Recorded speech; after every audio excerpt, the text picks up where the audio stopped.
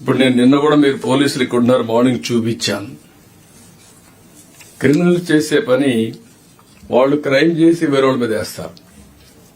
ఇక్కడుండే police officers administration ఒక అందరికీ నేను చెప్తున్నా, same thing 2019 before elections Vivekananda Reddy murder. First murder జరిగింది, సాక్షి టీవీలో వస్తుంది, గుండెపోటుతో చనిపోయాడని.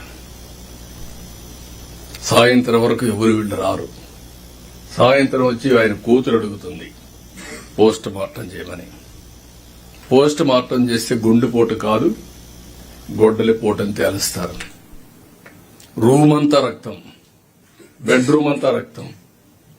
అయినా కూడా ఆ కేసుని గుండెపోటుని చెప్పే ధైర్యం వచ్చిందంటే సాయంత్రానికి మార్చేసి మా తండ్రి లేడు, చిన్నాను కూడా చంపేశారు, నేను అనాథనైపోయానని ఒక సింపతి కార్డు పే చేయడం.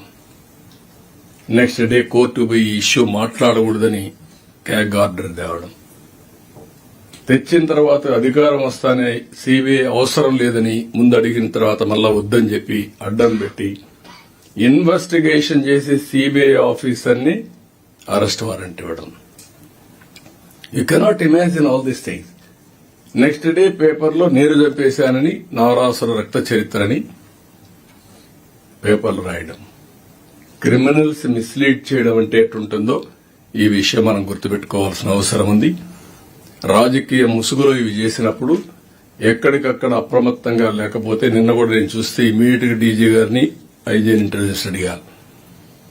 ఒక పోల్ ఎస్ఐ, ఆ ఎస్ఐ వీళ్లు వాళ్ళు గొడవపడ్డారు, ఛాలెంజ్ చేసుకుని తెలుగుదేశం ప్లస్ వైఎస్ఆర్ కాంగ్రెస్, నేను వెళ్తాను, నేను ఆర్గ్యూ చేస్తానని చెప్పి అతను అంటున్నాడు.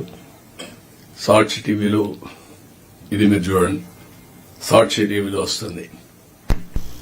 చొక్కా పట్టుకొని వదలండి, వదలండి, వదలండి,